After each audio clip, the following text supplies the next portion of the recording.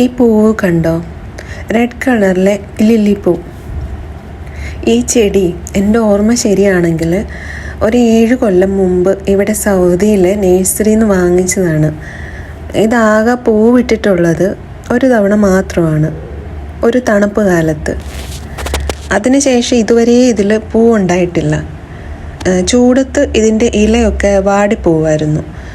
പിന്നെ തണുപ്പാവുമ്പോൾ മണ്ണിനടിയിലെ കിഴങ്ങിൽ നിന്ന് പൊട്ടിമുളച്ച് വരുമായിരുന്നു.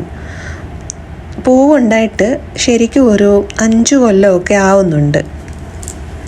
അപ്പം ഞങ്ങൾക്ക് ശരിക്കും വിഷമമായിരുന്നു ഇതിൻ്റെ പൂവ് കാണാഞ്ഞിട്ട്. ഒരു വട്ടം മാത്രമേ നമ്മൾ കണ്ടിട്ടുള്ളൂ. വളമൊക്കെ ഇട്ട് കൊടുക്കാറുമുണ്ട്, എന്നിട്ടും ഇത് പൂക്കുന്നില്ലായിരുന്നു. അപ്പോൾ കഴിഞ്ഞ മാസത്തിൽ ഞാൻ ചെടി നനച്ചുകൊണ്ട് നിന്നപ്പോൾ പെട്ടെന്ന് ഈ ചെടിയുടെ അടുത്ത് വന്നപ്പോൾ എനിക്കെന്തോ ഒരു വലിയ ആനന്ദം പോലെ തോന്നി. ഞാൻ പെട്ടെന്ന് ഈ ചെടിയെ കെട്ടിപ്പിടിച്ചിട്ട് ഹോപ്പണോപ്പോണോ പ്രെയർ ചൊല്ലാൻ തുടങ്ങി. ഹോപ്പണോപ്പോണോ പ്രെയർ എല്ലാവർക്കും അറിയാമല്ലോ. I am sorry, please forgive me, thank you, I love U.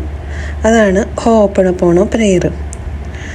അതോടൊപ്പം എന്താ നീ പൂക്കാത്തത്, എത്ര നാളായി പൂത്തിട്ട് എന്നൊക്കെ ഞാൻ പറയുന്നുണ്ടായിരുന്നു. നല്ല സന്തോഷത്തോടാണ് ഞാനതൊക്കെ പറഞ്ഞതും. അത് കഴിഞ്ഞ് ഒരാഴ്ച കഴിഞ്ഞപ്പോൾ ഈ ചെടിയിൽ മൊട്ട് വന്നു. ഞങ്ങൾക്ക് ഭയങ്കര സന്തോഷവും അത്ഭുതവും ഒക്കെ ആയിരുന്നു. അപ്പം മൊട്ട് വന്നു കഴിഞ്ഞാൽ ആ തണ്ട് മുകളിലേക്ക് പൊങ്ങി വന്നിട്ടാണ് പൂ വിരിയുന്നത്. എന്നിട്ടേ പൂ വിരിയത്തുള്ളൂ.